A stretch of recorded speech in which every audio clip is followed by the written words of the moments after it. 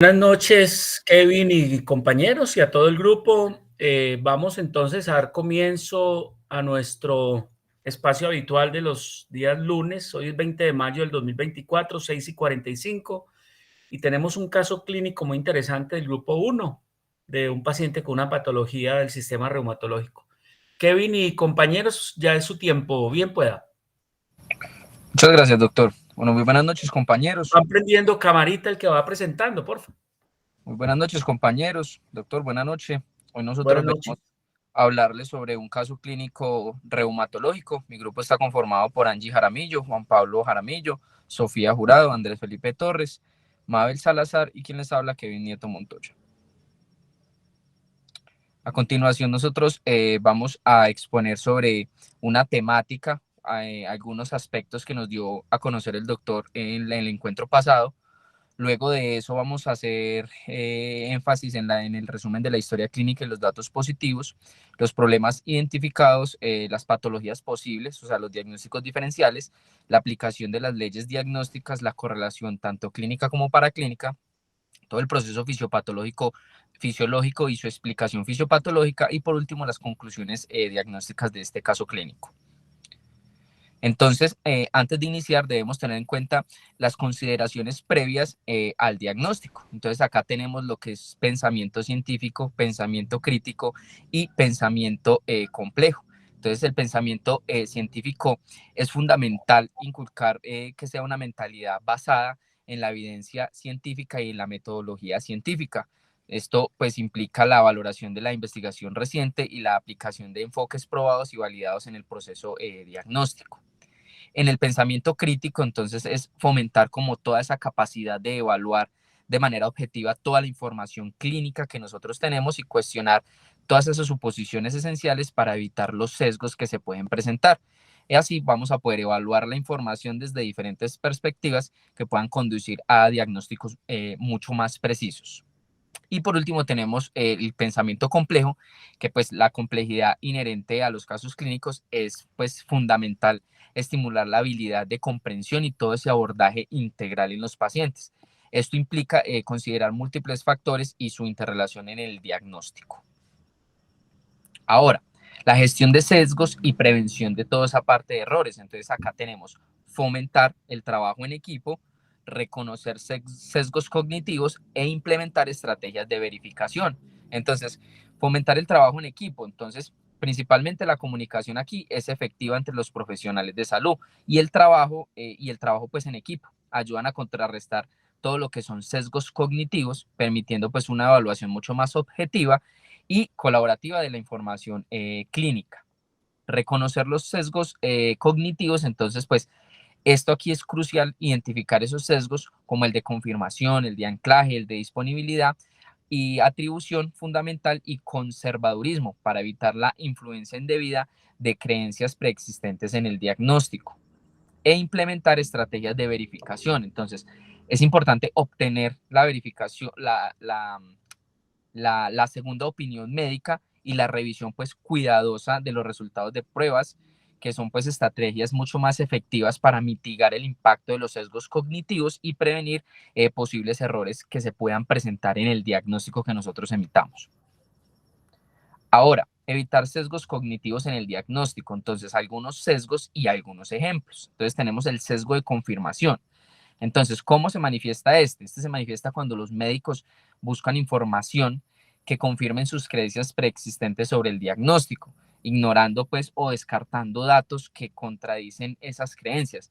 Aquí nos dan un ejemplo que es un médico podría pasar por alto síntomas que indican un problema distinto al inicialmente sospechado. Ahora tenemos un sesgo de anclaje, entonces lleva a los médicos a depender en exceso de la primera impresión o información disponible al tomar decisiones diagnósticas. Por ejemplo, una vez que se haya propuesto un diagnóstico inicial, es difícil ajustar pues el juicio diagnóstico incluso ante nuevas informaciones relevantes. Y sesgo de disponibilidad, entonces los médicos tendemos a dar más peso a la información fácilmente recordada o disponible. A menudo se da debido a su impacto emocional. Por ejemplo, un médico podría sobrevalorar la probabilidad de un diagnóstico basándose en un caso recientemente impactante, aunque sea poco común. Ahora tenemos impacto en el proceso diagnóstico. Entonces tenemos también sesgo de sobreestimación de competencia. Entonces este sesgo pues lleva a los médicos a sobrevalorar todas sus propias habilidades y conocimientos, subestimando pues así toda la complejidad de ciertas situaciones diagnósticas que se puedan presentar en la estancia clínica. Por ejemplo, podrían estar menos dispuestos a consultar a especialistas o buscar segundas opiniones. Ahí es donde tenemos mucho declive. Sesgo de atribución fundamental. Entonces, el sesgo de atribución fundamental conduce a toda la sobrevaloración de las características personales en el diagnóstico, subestimando la influencia de factores situacionales. Por ejemplo, un médico podría atribuir erróneamente un síntoma a la personalidad de un paciente en lugar de considerar factores situacionales más relevantes. Y el sesgo de conservadurismo, que aquí es donde los médicos tienden a dar más peso a la información fácilmente recordada o disponible, a menudo debido a su impacto pues también emocional, que este ya lo habíamos mencionado pues anteriormente. Yo creo que este pues como que redundó, se nos pasó ahí esa parte. Siguiente, por favor. Listo. Ahora, enfoques pues integrales y mejora continua. Entonces acá nos dan estas tres pautas. Entonces, adoptar un enfoque holístico y multidimensional. Entonces, que se debe considerar al paciente como un ser integral, no solo desde pues, de la perspectiva médica, sino también de todo su entorno y contexto social, también abarcando toda la parte emocional y psicológica para poder llegar a un diagnóstico mucho más completo. Resaltar la importancia de la escucha activa. Entonces, la comunicación efectiva con el paciente, incluyendo la escucha activa, es fundamental para comprender no solo los síntomas físicos, sino también las preocupaciones y las experiencias del paciente, lo que puede pues influir como en el diagnóstico final. Y por último, fortalecer el énfasis en la medicina basada en la evidencia, que es supremamente importante. Entonces aquí la toma de decisiones diagnósticas basada en la evidencia y en la actualización constante sobre las nuevas tecnologías y tratamientos emergentes, pues van a ser fundamentales para todo ese proceso de adaptabilidad, incorporación e innovación en el diagnóstico médico. Bueno, entonces a continuación mis compañeros van a hablar del caso clínico pues, que encontramos. Bueno, nosotros buscamos este caso clínico por medio del Google Académico. Lo buscamos como caso clínico pues, del lupus eritematoso sistémico. Nos fijamos de que no fuera mayor de 5 años, de que además de esto fuera un reporte de caso clínico, y encontramos que nuestro reporte de caso era de la revista abft.com y que estaba pues publicado en el Scopus como tal.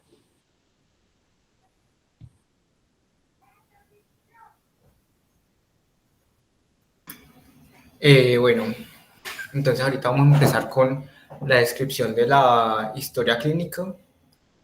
Como datos generales, es una paciente de sexo femenino que tiene 32 años de edad, es de raza mestiza, es proveniente de Ecuador, es católica, es viuda y tiene una escolaridad de primaria. Bueno, el motivo de consulta es me están saliendo puntos rojos en la piel. Entonces dice que la paciente refiere que desde hace 6 meses presenta lesiones eritematosas puntiformes con tendencia a la coalescencia a nivel de los dedos de manos y pies, los cuales se tornan dolorosas en las últimas semanas con áreas de necrosis. Posteriormente, las lesiones aparecen en el rostro y desde hace 8 días presenta alza térmica no cuantificada, con predominio nocturno, sin causa aparente. Presenta tos productiva con expectoración blanquecina, esporádica de poca cantidad, anorexia, artralgias en las 4 extremidades, sin edemas, náuseas sin llegar a la presencia de vómitos, deposiciones diarreicas líquidas con un color negruzco de mal olor por varias ocasiones y epistasis. Este cuadro se acompaña desde hace 3 meses con pérdida de peso aproximadamente 6 libras.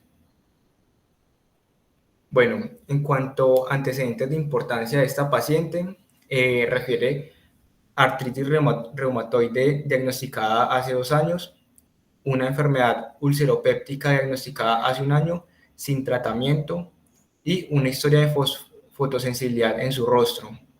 Además de esto, no refiere antecedentes quirúrgicos y familiares de importancia, no refiere alergias ni hábitos tóxicos. En cuanto al examen físico, con unos signos vitales de una presión arterial de 90-60, una frecuencia cardíaca de 88 latidos por minuto, una frecuencia respiratoria de 20 respiraciones por minuto, una saturación de oxígeno al 90% y temperatura de 38 grados. En el examen físico de piel se encuentran lesiones necrotizantes puntiformes, coalescentes, ulceradas, purpúricas, costrosas en extremidades, vesiculares en manos y pies. En el rostro se encuentra eritema malar, lesión ulcerativa en el dorso de la nariz. En los ojos y en las mucosas, conjuntivas pálidas y mucosas orales semihúmedas. En cuanto al sistema linfático, se encuentran adenopatías móviles no dolorosas en cervicales, axilares, trocleares, inguinales y fosa supraclavicular izquierda. En el tórax se encuentra murmullo vesicular disminuido en las bases. En cuanto al abdomen, dolor a la palpación profunda en el epigastrio e hipocondrio derechos, ruidos aéreos y los ruidos hidroaéreos aumentados. En cuanto a las extremidades, lesiones costrosas necrotizantes en los dedos, no dolorosas, con la digitopresión, pulsos distales presentes. En cuanto al neurológico, se encuentra consciente, orientado, sin signos de focalidad neurológica ni irritación meningia. Bueno, al ingreso se le hacen unos exámenes complementarios. Exámenes después de correlación clínica para clínica, no olviden, muchachos, por favor. Eso lo tengo claro desde el principio, no metan exámenes al principio de la discusión, ¿listo? Listo. Vale, vale pues. Listo, doctor. Entonces acá vamos a continuar con algunos problemas pues identificados que fueron agrupados como en síndromes, que logramos pues como identificar con base a la sintomatología clínica que presentaba la paciente. Entonces la paciente pues presenta una serie de signos y síntomas que sugieren una coexistencia como de varios síndromes clínicos. Entonces pues a continuación vamos a tratar de detallarlos un poco. Entonces el primero quisimos escoger el síndrome cutáneo, ¿sí? Porque la paciente pues presenta lesiones necrotizantes puntiformes en los dedos de manos y pies que se van tornando pues mucho más dolorosas y presentan necrosis, y al ser pues coalescentes esto quiere decir que se van uniendo, ¿sí? O sea, esas lesiones a medida que van agrandando se van uniendo, entonces por eso va presentando mucho más dolor. Y esto podría ser pues un fenómeno muy característico de alguna patología, pero pues ahorita al final se los digo, no quiero mencionar patologías por ahora. Eritema malar, ¿sí? Entonces el eritema pues que presenta la paciente en rostro con fotosensibilidad, que pues es típico de una patología pues también como reumatoide. Lesiones purpúricas y vesiculares que se van presentando también al momento pues del examen físico, que pues, hay algunas que son palpables y otras que no son palpables, y también se convierten de manera vesicular en las extremidades, que pues también sugieren el otro tipo pues de patología. Tenemos el síndrome febril, ¿sí? La paciente pues está presentando una alza térmica con predominio pues nocturno, entonces pues no hay como aparentemente una causa de la fiebre, y pues que predomine en las noches pues puede ser indicativo de una enfermedad inflamatoria, de una infección subyacente. Bueno, ya pues al final decidiremos qué puede pasar. Síndrome hematológico, ¿sí? La paciente pues está presentando conjuntivas pálidas que pueden sugerirnos de algún proceso anémico que esté pasando ella, posiblemente una anemia hemolítica o una enfermedad pues de anemia crónica. Epistasis, la paciente pues presenta sangrado y puede estar pues relacionado también con algún proceso de trombocitopenia, o bueno, ya más adelante lo vamos a ver. Y adenopatías múltiples, entonces pues también puede ser indicativo de algún proceso, no sé, autoinmune, pero pues cabe pues dentro del síndrome hematológico. También tenemos el síndrome gastrointestinal. Entonces la paciente presenta deposiciones diarreicas negras, o sea, melenas, pueden pues, ser sugestivo de hemorragia de vías digestivas pues altas, o también se debe a la enfermedad ulceropéptica que ella estaba presentando anteriormente, que ha sido diagnosticada, o puede que la patología que esté presentando la esté agudizando. Más adelante lo vamos a ver. Dolor en epigastrio e hipocondrio derecho, que pues también puede estar asociado a la enfermedad ulceropéptica. El síndrome articular, las artralgias pues que la paciente presenta en las 4 extremidades. También el síndrome respiratorio con una sintomatología de tos productiva con expectoración pues blanquecina, que puede estarnos indicando, no sé, una infección de vías respiratorias o complicaciones pulmonares que pueda estar conllevando la patología de base que vamos a diagnosticar al final. Un murmullo vesicular disminuido en bases pulmonares que podría también apuntarnos a que la paciente esté desencadenando un derrame pleural, no sabemos. O también tenemos un síndrome de pérdida de peso. La paciente en su examen físico y en su anamnesis manifiesta pues que ha perdido peso y se hace cuantitativamente, llegando a una conclusión de 6 libras en 3 meses. Entonces, pues también podría ser indicativo de una patología crónica que esté presentando la paciente. Acá, doctor, nosotros de pronto dejamos no lo colocamos, pero quisimos dejar al aire 2 síndromes. De pronto el síndrome de vasculitis, ¿sí? Que pueda estar haciendo daño en vasos, en arterias, en capilares, ¿sí? Que puedan estarse como afectando.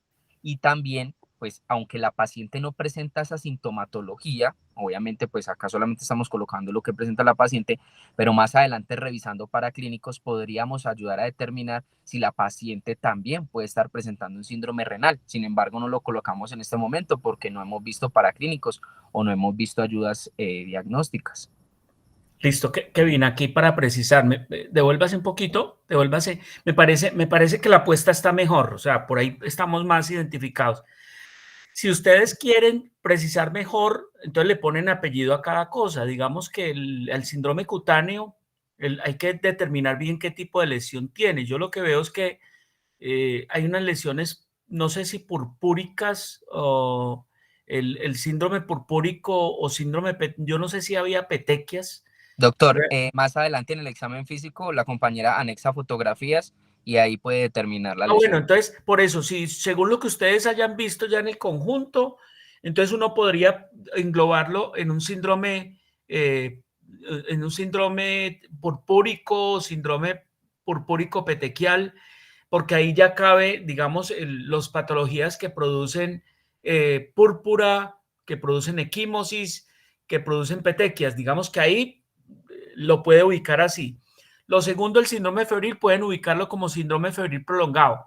Y cabe porque seguramente es un paciente que lleva muchos días, más de 15 o 3 semanas, con fiebre, buscando un diagnóstico de determinar. Entonces, el síndrome febril prolongado, y ahí caben muchas patologías. Lo que pasa es que aquí tiene un síndrome febril prolongado con manifestaciones respiratorias, con manifestaciones dermatológicas, con manifestaciones articulares, y ahí es donde ustedes van a tener la apuesta de la famosa ley de la parsimonia, de mirar qué patología produce todo. El segundo, el tercero, el síndrome hematológico, veo que hay adenopatías, hay palidez, entonces ahí cabría un síndrome, porque hay palidez, hay fatiga, entonces síndrome anémico. Y ahí empieza la discusión de qué patologías producen un síndrome anémico. Si es una anemia regenerativa, o es una anemia regenerativa, o es una anemia normocítica. No, bueno, ya toda la discusión que tienen las anemias. Y como veo que tiene poliadenopatías, entonces eso se llama un síndrome linfoproliferativo. ¿Sí ven? Síndrome linfoproliferativo, y ahí caben un poco de patologías. Avancemos en la siguiente. Aparece el síndrome gastrointestinal. Veo que tiene diarrea, un síndrome diarreico, hay que mirar. Entonces es una enfermedad diarreica, entonces un síndrome diarreico agudo, un síndrome diarreico crónico, creo que es crónico. Pero también hay melenas, hay epistasis, entonces también podría uno agruparlo y decir que el paciente tiene un síndrome hemorragíparo, o sea, que está presentando de alguna manera manifestaciones de hemorragia en varios sistemas. El síndrome de poliartralgias cabe como síndrome de poliartralgias, está bien, y veo que tiene tos con expectoración blanquecina de más de 15 días.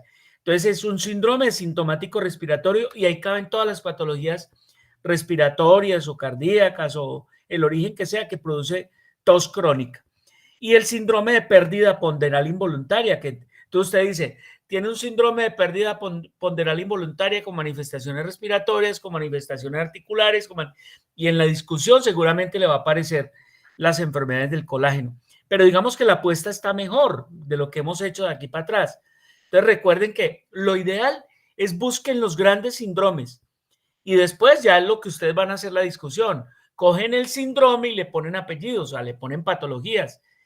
Cada vez buscando denominadores comunes a todo para que las cosas no se les salga de contextos, para que no se desborde el pensamiento y cada vez se centren y piensen más en después la aplicación de leyes. Pero está mejor la cosa. Pueden continuar, Kevin y compañeros. Bueno, entonces, al momento de hablar de diagnósticos diferenciales, teniendo en cuenta como todos los síndromes que mencionaban anteriormente, pues vamos a empezar con los diagnósticos diferenciales que podríamos tener a partir de todo lo mostrado en el síndrome cutáneo. Entonces, pues tenemos varios puntos, como lo son la dermatitis necrotizante. Esta, pues como tal, es una enfermedad de la piel que se va a caracterizar por lesiones cutáneas necróticas y pues se puede manifestar con una sintomatología pues muy similar a la observada en el caso clínico de la paciente pues que estamos exponiendo. También podríamos hablar de una dermatocitosis, que esta es una enfermedad autoinmune que va a afectar la piel y los músculos. Dermatomiositis, ¿no? Perdón, sí, Dermatomiositis o la dermatomiositis. polimiositis. Ujú. Que va a tener como manifestaciones cutáneas como lo son eritema, pápulas y lesiones necróticas que pues también se adaptan muy bien a la aparte de de la sintomatología que vimos en la paciente. Y también podríamos enfocarnos hacia infecciones cutáneas, ya sean de tipo viral, bacteriana o fúngica, que pueden presentarse lesiones cutáneas también similares a a las observadas en el caso. Ya para continuar, para hablar del síndrome febril, tenemos varios grupos grandes que pues van a desbordar en diversas otros diagnósticos en los que se pueden pensar que en el grupo de las infecciones podríamos sospechar de una infección bacteriana, como una infección tipo tuberculosis, ya que la paciente también tiene síntomas respiratorios, que puede presentar pues fiebre y síntomas sistémicos, o hasta una infección viral como la del virus de la inmunodeficiencia humana, la hepatitis viral o pues diversas que nos generen como la fiebre y esos síntomas pues sistémicos. Además de esto, también tenemos enfermedades autoinmunes, pero pues no vamos a hablar tanto de ellas en este momento, esperando como a enfocarnos en el diagnóstico verdadero después. Además de esto, podríamos presentar linfomas y leucemias. Algunos tipos de cáncer, como los que pues les menciono, pueden presentarse como con una fiebre que tiene un origen desconocido y síntomas sistémicos más inespecíficos. En el caso de nuestra paciente, por ejemplo, nos llevaría mucho pensar en esto, el hecho de que tiene también otros síntomas, además de la fiebre, como lo son la pérdida de pesos y pues otros que mencionaron antes. Además de esto, también enfermedades como la artritis reumatoide, que pues son del tejido conectivo. Estas enfermedades pues autoinmunes se pueden presentar con fiebre, con artralgias y síntomas sistémicos, todos pues síntomas por los que está cursando nuestra paciente.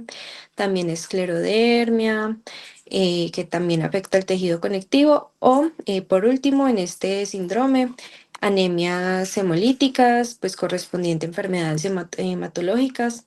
En algunas de estas anemias hemolíticas se pueden presentar fiebre, además de los síntomas generales, y también trombocitopenias, que estas en especial pues son un trastorno de la coagulación, como por ejemplo la púrpura trombocitopénica idiopática, que también se puede manifestar con fiebre y otros síntomas. En el tercer síndrome, que ya está más enfocado como a lo hematológico, tenemos la que les mencionaba anteriormente, que también podría entrar en este espacio, que es la púrpura trombocitopénica idiopática. No me voy a centrar pues en esta porque ya se las expliqué, pero sí voy a explicarles acerca de la púrpura trombocitopénica trombótica, que este trastorno pues es caracterizado por la formación de coágulos en los pequeños vasos sanguíneos. Esto puede llevar pues a trombocitopenia y síndrome purpúrico hemorrágico. Además de esto, también podríamos hablar de leucemias y linfomas, previamente ya también las mencioné. Las leucemias agudas o crónicas o también los linfomas pueden presentarse con alteraciones en los recuentos sanguíneos, el síndrome purpúrico hemorrágico y pues otros síntomas sistémicos. Además de esto, pues enfermedades hemolíticas autoinmunes, como trastornos por la anemia hemolítica inmune, que nos van a causar como destrucción de los glóbulos rojos por anticuerpos autoinmunes. Y se va a manifestar con anemia, con ictericia y pues otros síntomas hematológicos. También podríamos ver aquí diversas coagulopatías, como trastornos en la coagulación por la enfermedad de von Willebrand, la hemofilia y también otras coagulopatías que se pueden presentar por el síndrome purpúrico hemorrágico y pues alteraciones que vamos a ver en los estudios de coagulación.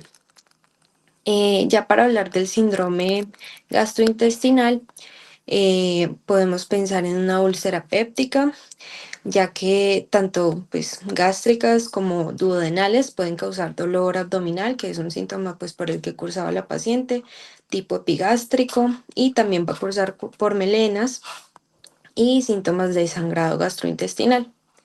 Además de esto, podríamos pensar en una enfermedad hepática como la hepatitis o la cirrosis, que se puede manifestar con un dolor en el hipocondrio derecho, epigastralgia y también otros síntomas gastrointestinales como melenas o hipertensión portal. También podríamos pensar en la inflamación de la vesícula biliar, como pues la colecistitis. Puede dar un dolor en el hipocondrio derecho y se puede irradiar al epigastrio y tiene síntomas gastrointestinales como náuseas o vómitos. Siguiente, porfa. Espérate un momentico ahí, para.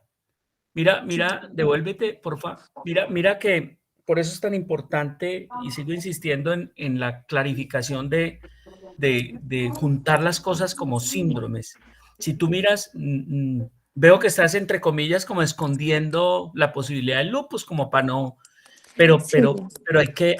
eso hay que mostrarlo. O sea, entonces, Ok. tú miras, en el síndrome cutáneo hablemos de enfermedades del tejido colágeno, del tejido conectivo. Entonces uno dice, el lupus eritematoso da muchas cosas, da eritema malar, da úlceras cutáneas, da fenómenos de fotosensibilidad, da vasculitis, da petequias, da púrpura, todas esas cosas. Muy bien.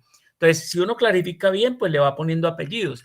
Síndrome febril prolongado, uno dice, vamos a dividirlo en enfermedades infecciosas, sobre todo las infecciosas crónicas, como las enfermedades micóticas, las enfermedades virales que son crónicas como el citomegalovirus, la mononucleosis, el virus de la hepatitis, las neoplasias, sobre todo las neoplasias linfoides que producen, aunque cualquier neoplasia puede producir síndrome febril prolongado, pero sobre todo las neoplasias linfoides. Y vuelven a estar las enfermedades del tejido conectivo. ¿Cuál es la más frecuente? La enfermedad del lupus eritematoso, la artritis reumatoidea, la polidermatomiositis, la poliarteritis nodosa, el CRETS, el síndrome antifosfolípido, todas esas cosas. Y en el síndrome hematológico, si lo divides en síndrome anémico y lo divides en síndrome purpúrico o mejor hemorragíparo, ahí vuelven a entrar las enfermedades del colágeno también, también caben ahí. Síndrome gastrointestinal, sea una diarrea crónica, sea el dolor abdominal crónico que creo que tenía el paciente y sea el síndrome hemorragíparo también, ahí cabe otra vez las enfermedades del colágeno. Entonces, veo que estás como tratando como de no ponerla tan explícito Sí. para que no, seguramente en la correlación clínico para clínica lo vas a defender, pero no hay que esconderlo, hay que mostrarlo, pero la apuesta está mejor, los felicito que está mejor la apuesta esta vez, ¿vale? Ok, bueno, señor, gracias. Vale, continuamos. Siguiente, por favor.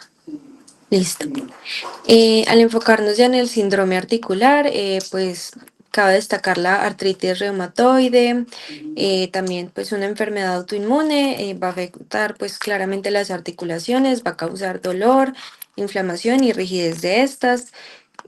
También la artritis psoriásica, las voy a mencionar por lo que el doctor me menciona, únicamente no voy a profundizar tanto en ellas. También infecciones articulares como la artritis séptica o la artritis reactiva también van a causar la misma sintomatología, el mismo dolor, que pues es lo que nos refieren en la sintomatología de la paciente. Y otras enfermedades reumáticas como lo pueden ser la gota, la espondilitis anquilosante, y pues otras que van a presentar los mismos síntomas. Ya para enfocarnos en el síndrome respiratorio, recordando pues los síntomas de la paciente con esa tos persistente, productiva, de carácter blanquecino y todos los demás síntomas respiratorios, pues podríamos mencionar la neumonía, que puede pues causar esa tos productiva, la misma fiebre que ya fue anteriormente mencionada, y pues hallazgos auscultatorios que tenía la paciente, como el murmullo vesicular disminuido, y que pues en este caso estaba en ambas bases. También podríamos pensar en bronquitis aguda, además de eso en tuberculosis pulmonar, que esta pues ya seríamos entrado en una infección bacteriana. Y además también nos sigue fundamentando todas las características de fiebre, la pérdida de peso pues prolongada de la paciente, o también podríamos por la misma pues atopía de la paciente pensar en un asma, que pues sería ya algo más crónico, y donde también pues lo mismo, tos, sibilancias, opresión en el pecho y los hallazgos auscultatorios que ya les mencioné. Y para hablar del síndrome de pérdida de peso, pues nos centramos en las enfermedades autoinmunes que ya les mencioné anteriormente, también enfermedades pues, del tejido conectivo y nuestra enfermedad del caso, que es el lupus eritematoso sistémico. También trastornos gastrointestinales como la enfermedad inflamatoria gastrointestinal, enfermedad celíaca, pancreatitis crónica o cáncer gastrointestinal, diversos tipos de cáncer por la misma rama, cáncer de pulmón, de páncreas, de estómago, linfomas o leucemias. También podría ser que la paciente esté cursando por una infección crónica como la tuberculosis o VIH, o también pues cabe la posibilidad de ir más por la rama de trastornos psiquiátricos que pueda tener la paciente, como una depresión mayor, anorexia, bulimia nerviosa o pues demás. Muy bien, mira, ahí vuelve a lo mismo. Síndrome articular, uno caracteriza clínicamente qué es lo que el paciente tiene. Tiene poliartralgias, tiene verdaderas artritis, verdaderas compromiso inflamatorio, es monoarticular, es poliarticular. En este caso veo que es poliarticular y son dolor. No hay propiamente deformidad, no hay propiamente cambios inflamatorios. Entonces uno dice, ¿será una artritis, ejemplo, gotosa? No, la artritis gotosa casi siempre es de pequeñas, o sea, es de pocas articulaciones. ¿Será una artritis reumatoidea? Pues lo primero que parece es una rigidez matinal. De hecho, el paciente creo que lo tiene ya como con diagnóstico. Será la artritis reumatoidea, es deformante y sobre todo deformante de las manos, aunque puede deformar cualquier articulación.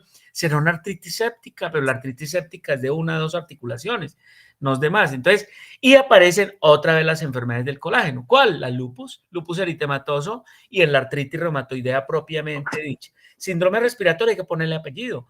Síndrome de sintomático respiratorio. Entonces, aparecen las enfermedades infecciosas pulmonares. La más común son las micosis y las tuberculosis, ¿cierto? O el VIH, o la yerobesia, o el Pneumocystis carini, o yerobesia, el nuevo nombre del Pneumocystis carini. Y pensar de pronto en las bronquiectasias, el absceso pulmonar, entonces toda la discusión, o definitivamente es una enfermedad pulmonar intersticial difusa, dentro de las cuales no solo caben las infecciosas, sino, por ejemplo, las enfermedades autoinmunes, como el lupus, la poliarteritis nodosa, que afectan el pulmón, el Goodpasture, que cabe ahí como en esas patologías como autoinmunes, inmunológicas, que afecta pulmón, que afecta riñón, bueno. Y el síndrome de pérdida ponderal, póngale el apellido así, pérdida ponderal involuntaria, que usted hizo muy bien la discriminación. Es un síndrome, además tiene síndrome febril, es un paciente con una patología infecciosa. Lo primero que hay que descartar es una patología infecciosa. Lo segundo, muy grande, cabe las enfermedades autoinmunes, dentro de los cuales está el lupus eritematoso. Las malignas, volvemos a hablar de ellas, las neoplasias. Cualquiera puede producir síndrome febril, síndrome de pérdida ponderal involuntaria, síndrome de poliadenopatías o síndrome linfoproliferativo. O sea, pero está muy bien en términos generales el enfoque. Queda ponerle el apellido adecuado al síndrome de poliartralgias crónico, síndrome respiratorio, que es síndrome sintomático respiratorio, y síndrome de pérdida ponderal involuntaria, o síndrome constitucional, que en la semiología los llaman así. ¿Listo? ¿Vale? Sí, señora. Muy bien, vale. Continuamos. Bueno, vamos con la aplicación de leyes diagnósticas.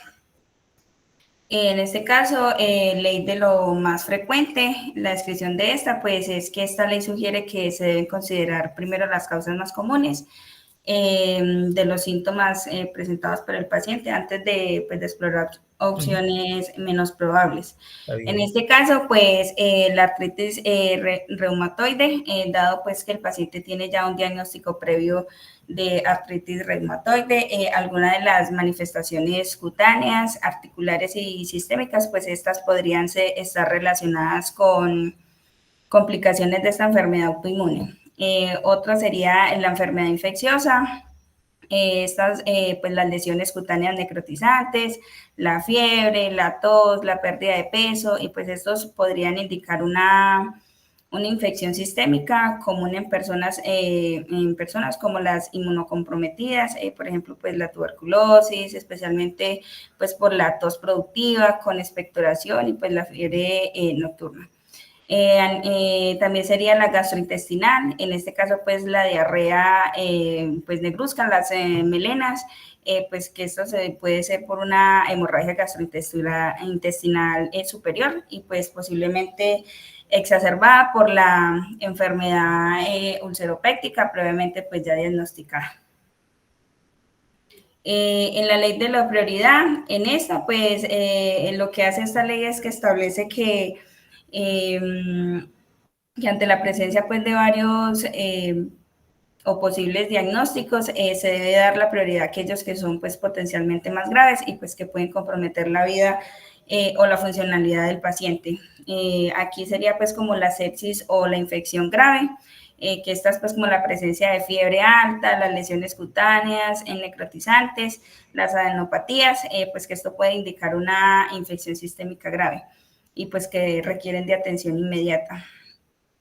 Otra sería la complicación de la artritis reumatoide, pues esta la paciente tiene pues ya un historial, es un antecedente en ella que pues puede predisponerla también como a una vasculitis reumatoide, una complicación grave y pues que podría explicar lo de las lesiones necrotizantes y la fiebre. Y las hemorragias gastrointestinales, pues debido a las deposiciones diarreicas negruzcas, pues que sugieren pues del sangrado.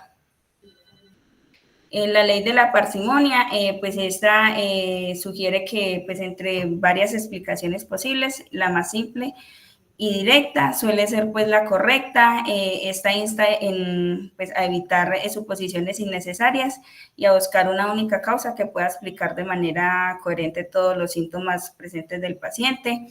En este caso clínico, pues la paciente presenta una amplia variedad pues, de síntomas que pueden parecer desconectados, pero la ley de la parsimonia lo que hace es pues, sugerir buscar una causa única que pueda pues, explicar todos los síntomas de manera pues, coherente.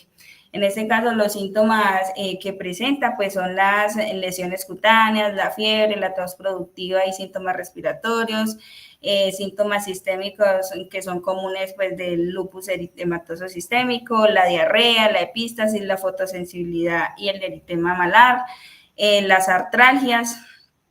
Pues estos son una causa única pues más simple del lupus eritematoso sistémico, que pues era que en este caso pues la mayoría de los pacientes presentan pues como estos síntomas, las lesiones cutáneas, la fiebre, lo que acabé pues de nombrar ahorita, la anorexia, la pérdida de peso, la diarrea, la epístasis y esta fotosensibilidad. Sí, si colocas como síndromes, les va mucho mejor.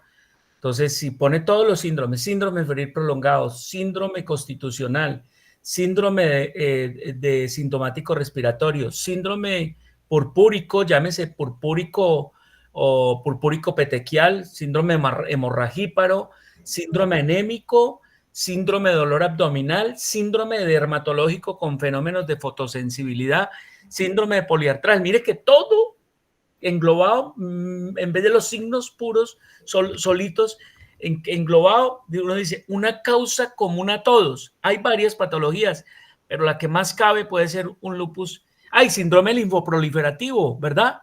Que cabe también, que lo produce también el lupus eritematoso sistémico. Ya después, si uno va y dice, después a la confirmación, entra a la Asociación Americana de Reumatología y dice de cuáles, creo que todavía hay 11 criterios, de los cuales se deben cumplir 7, creo que lo que se debe cumplir, pues uno va seguramente a darse cuenta que los cumple casi todos. Vale, dale. Gracias. Bueno, y la ley de Agatha Christie, pues en este caso, pues esta ley está inspirada en la resolución de misterios, que se centra pues en el razonamiento lógico, deductivo y la interpretación de la información disponible. Bueno, en este caso, pues el análisis del caso clínico en la escena del crimen, pues la piel, que por las lesiones necrotizantes, purpúricas y vesiculares. A nivel del sistema respiratorio, pues la tos productiva, la fiebre.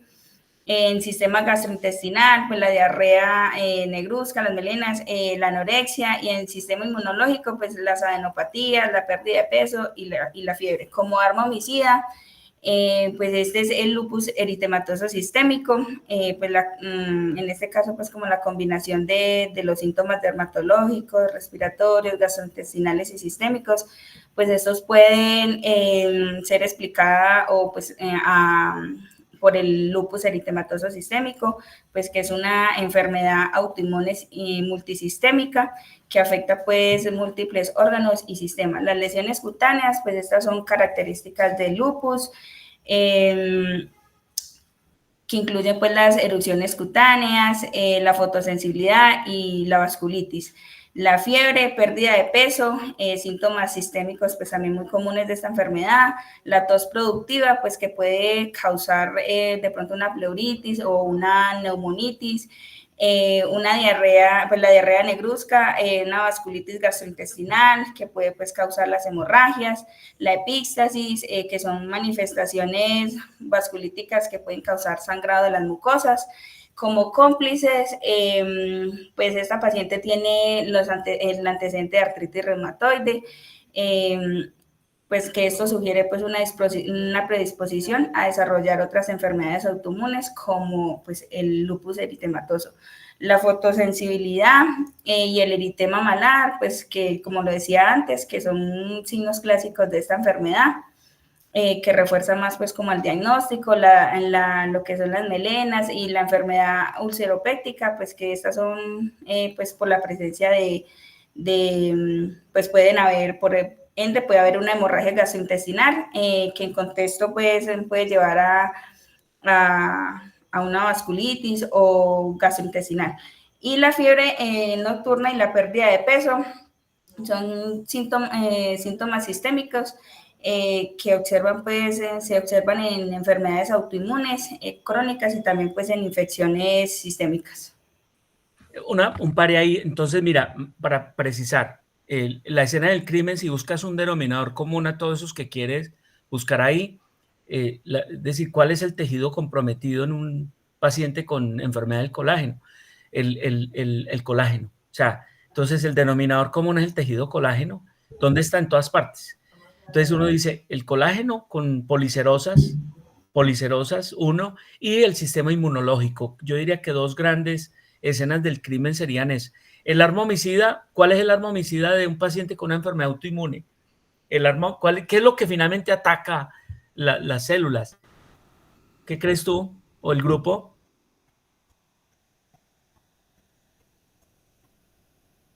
¿Qué crees tú que es lo que finalmente ataca a los tejidos? ¿Por qué se produce la lesión finalmente? ¿El Pues no grupo? serían los autoanticuerpos. Eso, la Por reacción las toxinas, profe, esos anticuerpos. Eso, la reacción antígeno-anticuerpo y la cascada del complemento con cascada inflamatoria. Ese es el arma homicida fundamental. Y uno buscaría unos cómplices, me parece que cabe en la otra comorbilidad, que sería tener otra enfermedad del colágeno. La fotosensibilidad, entonces dice, un cómplice es la luz, la exposición solar.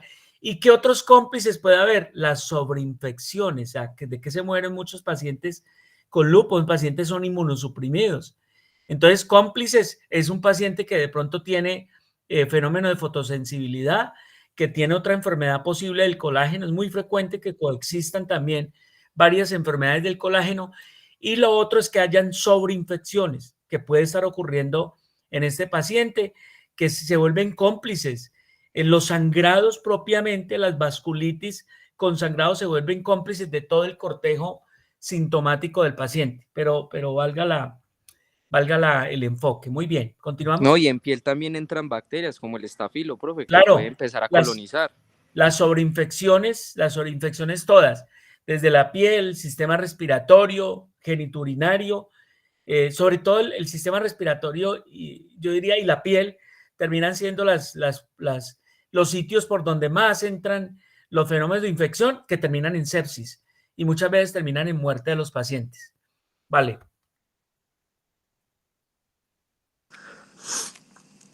Listo, ahora vamos a hacer el análisis clínico, la correlación clínica paraclínica. Después tenemos que primero, pues la paciente es una paciente que presenta una serie de síntomas y signos que son sugestivos de un lupus eritematoso sistémico, como ya lo hemos visto al ¿No tiene los examencitos? Creo que los mostró al principio, ¿no los tiene acá mismo en este espacio? No, señor. Hubiera sido bueno, por eso se deben traer acá. Yo les digo siempre, no, mire que todo el análisis que hicimos no necesitamos exámenes, y lo que hacemos con exámenes es corroborar, ¿verdad? Y confirmar que es la apuesta de este espacio también. O sea, uno pide exámenes cuando quiere ir a confirmar, a corroborar o a descartar. Antes no toca los exámenes, porque todo es muy clínico, ¿cierto? Sí, Andrés, señor. Sí, ¿listo? señor, pero como ya han estado abordando durante todo... Dale, no hay problema. pues no quise Entonces, ¿qué repetirlo. tenía el paciente en un cuadro hemático? Que recuérdenos. ¿Tenía una hemoglobina de cuánto? Si la tiene por ahí. Ya se lo pongo. Ya me lo pongo. Dale. Por ahí estaba. Aquí está. Eso. Ahí Mira, tenemos tiene el leucopenia. hemograma. Tiene... No, la hemoglobina Leucopenia. estaba bien. Tiene leucopenia con monocitosis y tiene plaquetopenia, ¿no? No tan severa, pero hay plaquetopenia. O sea que ahí hay dos criterios. No hay anemia, que es lo más frecuente, pero hay trombocitopenia y leucopenia, que son propias de este tipo de enfermedad. Una glucosa alterada, seguramente en ayunas, es una prediabetes. Una creatinina, habría que mirar la tasa de filtración glomerular, pero aparentemente está alta. Habría que calcular la tasa de... Nunca se mira una creatinina sola. Se mira en el contexto de una tasa de filtración, que ojalá la hagan por fórmula de CAPE, CKE-EPI o de MRD4. La ecografía, que mostró ¿qué? No mostró nada. La radiografía aumenta de la trama, o sea que es una EPID, una enfermedad pulmonar intersticial difusa, seguramente. O puede ser infecciosa, puede ser un hemocisti o simplemente las vasculitis del lupus eritematoso en el pulmón. ¿Listo? Sí, señor. Entonces, como ¿Hay algo más? hallazgos, teníamos la anemia, la leucopenia, la linfopenia, la trombocitopenia. ¿No y tiene pues los anticuerpos hallazgos... antinucleares? ¿No les hicieron? No, señor. No, Debería señor. tenerlo, porque son los exámenes casi de confirmación. Sí. Listo. Continuemos. en esa primera. Entonces básicamente tenemos que la paciente cumple con al menos 7 criterios de la American College of Rheumatology para la clasificación de lupus eritematoso sistémico, pues lo que nos refuerza lo que estábamos pensando. Y pues los criterios que ella cumple son trombocitopenia, la anemia, la leucopenia, la linfopenia, los cilindros granulosos, la fotosensibilidad, la artritis y el eritema malar. Ahora haciendo el análisis paraclínico, en el escenario específico del caso, los hallazgos son fundamentales pues, para confirmar el diagnóstico y pues, evaluar la extensión del compromiso sistémico. La biopsia cutánea mostró una lesión dermoepidérmica compatible con vasculitis leucocitoclásica, lo cual es característico de una lupus eritematoso sistémica, la cual, pues, según los resultados del laboratorio, muestran alteraciones como trombocitopenia, anemia, leucopenia, linfopenia, cilindros granulosos, que son comunes también en lupus eritematoso sistémico. Se observa también la mejoría clínica, normalización de los parámetros como creatinina, hemoglobina, leucocitos con el tratamiento, lo que ahorita vamos a hablar también a fondo del tratamiento de elección, ¿Por qué lo cual dice que indica... descartando participación sistémica? No entiendo eso. En la biopsia Ah, ok. incisional de piel. Ok, en la biopsia aparecía como los infiltrados más localizados, por lo cual ellos decían que se descartaba como tanto Si una... pues uno no puede decir eso en un paciente que tiene leucopenia, trombocitopenia, enfermedad pulmonar, o sea, ¿cierto? No cabe eso Sí, ahí. Listo. sí. Entonces también durante el tratamiento se monitorearían los parámetros, los mismos parámetros de los que ya habíamos hablado. Siguiente diapositiva, por favor. También tenemos en los exámenes de laboratorio que habría que obviamente mandarles, serían la prueba de autoanticuerpos, como estamos hablando ahorita, la prueba del anticuerpo antinuclear ANA, también los anti-DNA de doble cadena, los anti-SM, los anti-RO, los anti-LA, y entre otros, que con la presencia de estos, pues serían más o menos, sería como lo podríamos diagnosticar. También con el hemograma completo, pues donde buscaríamos la anemia, la leucocitopenia, la linfopenia, la trombocitopenia, que fue lo que teníamos en este caso. Con las pruebas de función renal, que lo mejor sería calculársela con la seca de EPI, podríamos hacerlo con la creatinina sérica y un análisis de orina pues, para evaluar la función renal y detectar posibles signos como la nefritis lúpica. En las pruebas de función hepática se solicitan pues, para evaluar la función hepática, descartar la afectación hepática secundaria al lupus, y en pruebas de inflamación como la velocidad de sedimentación globular, la proteína C reactiva, que son parte de los reactantes de fase aguda, podríamos tenerlos elevados en el lupus eritematoso sistémico. En estudio de imagen, pues se puede hacer la biopsia cutánea, donde se realiza para evaluar lesiones cutáneas, confirmar la presencia de una vasculitis leucocitoclástica, como se observó, digamos, en el caso clínico, que eso fue lo que hicieron. La ecografía abdominal, que puede solicitarse para evaluar la presencia de afectación renal en casos de la nefritis lúpica, y otros estudios como la radiografía de tórax, que se puede realizar para descartar complicaciones pulmonares, que en el caso de la paciente tenía una EPI.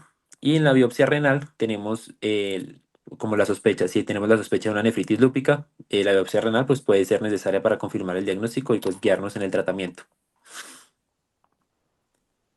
Y ya con Muy eso bien. puede seguir.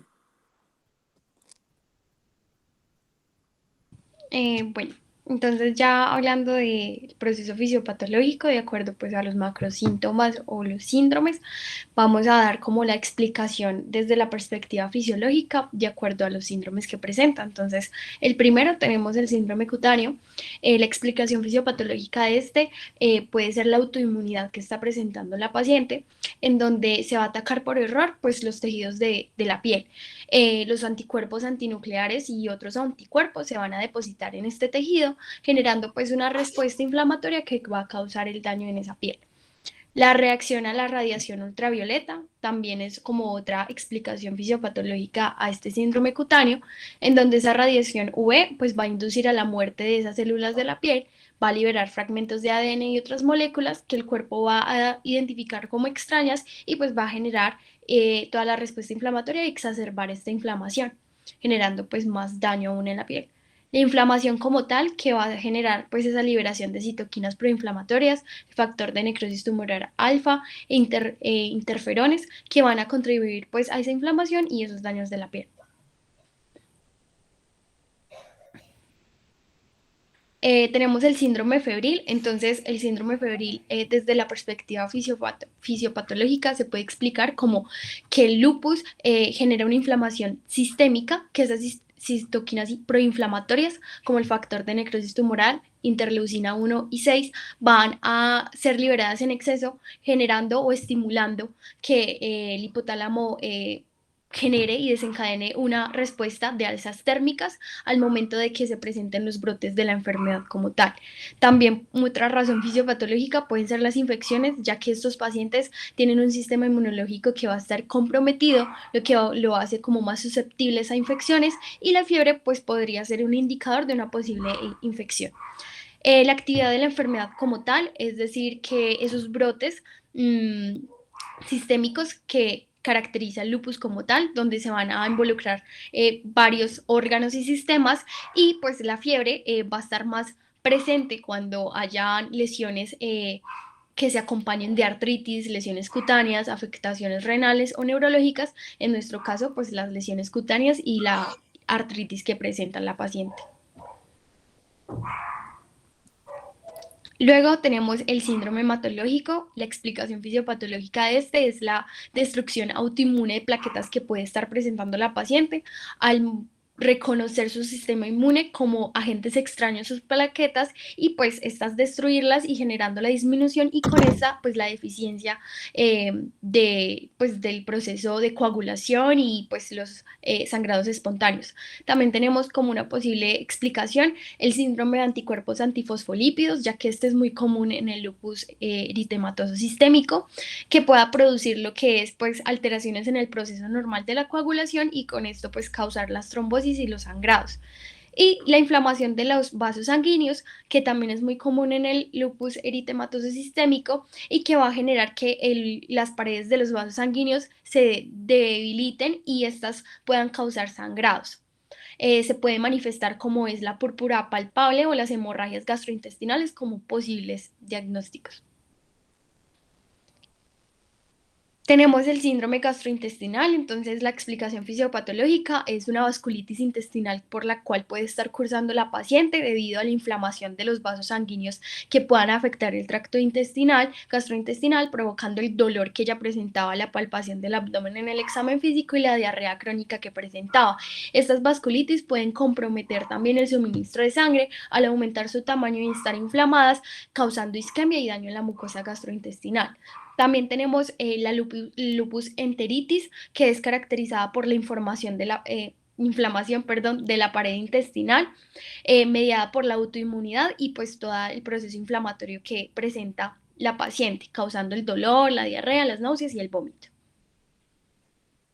Tenemos el síndrome articular. Entonces esta explicación está dada por la inflamación sinovial que presenta la paciente, debido a que de nuevo el lupus va a atacar por error lo que es la sinovia, que se encuentra en la parte articular, y esto generando que se inflame y pueda resultar en lo que es el dolor y la hinchazón y la rigidez articular. Los complejos inmunes, que es la unión antígeno-anticuerpo, que pueden estarse depositando en las articulaciones y que puedan desencadenar toda la respuesta inflamatoria local, generando pues el dolor y la disfunción articular. Y la inflamación de tendones y bursas. La bursa, el saco lleno de líquido que amortigua pues como las articulaciones. Entonces al estar inflamadas van a generar dolor y van a afectar pues su función normal. El síndrome respiratorio. Entonces acá tenemos la enfermedad pulmonar intersticial. Esto se explica debido a que en el lupus van a haber procesos inflamatorios los cuales se pueden asociar con esta enfermedad pulmonar intersticial, y pues van a haber una cicatrización del tejido intersticial, generando que hayan síntomas como la tos seca o la disnea progresiva. El embolismo pulmonar también es una causa fisiopatológica de que debemos de tener en cuenta, ya que se tiene un mayor riesgo de desarrollar trombosis debido a la presencia de anticuerpos antifosfolípidos, donde se puede presentar lo que es dolor, tos y también disnea, y en casos severos, como la paciente llegó a presentar, hemoptisis. La inflamación como tal, entonces, puede predisponer a que los pacientes tengan un reflujo gastroesofágico, y esta irritación de las vías respiratorias por el ácido gástrico genere una tos que se vuelva crónica.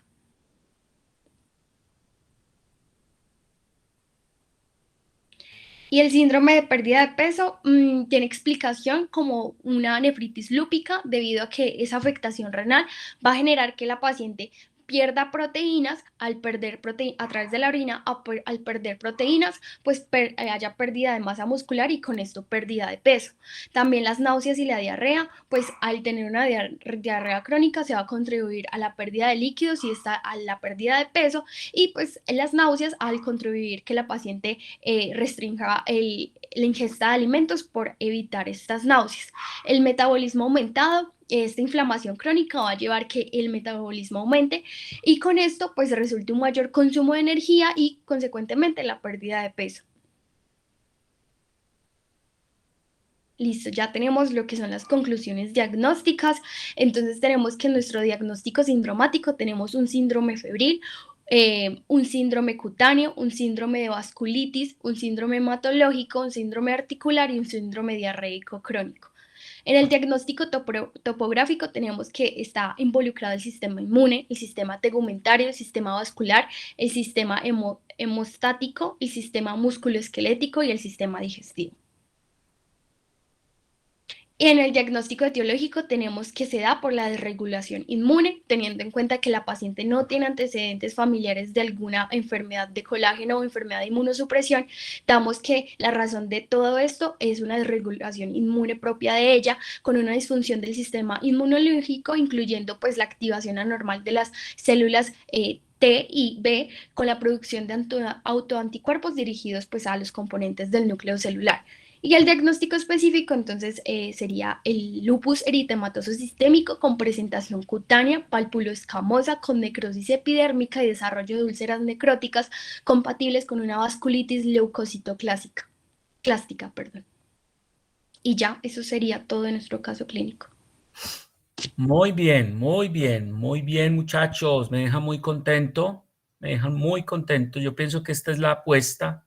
O sea, es un buen momento para demostrar lo que uno pretende que al final del semestre se adquieran competencias. Ojalá todo el mundo esté en esa misma tónica, que queden estas estructuras cognitivas fundamentales a partir de cualquier caso clínico puede ser analizado de la misma manera, ya de pronto algunas precisiones, pero yo pienso que son precisiones ya de discusiones puntuales de los casos clínicos, pero la estructura me deja muy contento. De pronto ahí hubiera podido precisárselo de que es un paciente que tiene un lupus eritematoso sistémico con compromiso renal, por lo menos no supimos la parcial de orina y eso para saber si estaba haciendo una pérdida de proteína o no, pero por lo menos si estaba haciendo un estadio de insuficiencia renal.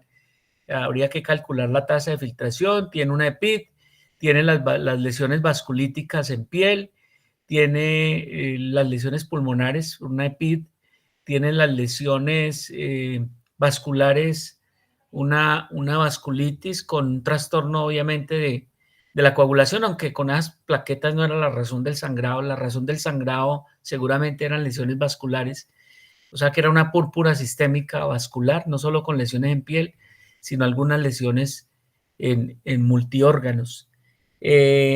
Pero esa es la apuesta, me dejan muy contento, muchachos. Esta semana les anuncio, les voy a hacer 2 cuisecitos de mi caso y de este caso, con preguntas puntuales, 5 preguntitas. Yo se las anuncio y entran, las responden en 7, 8 minutos para que le sumemos a notas previas. Pero yo colgo acá, voy a parar acá. Disculpen.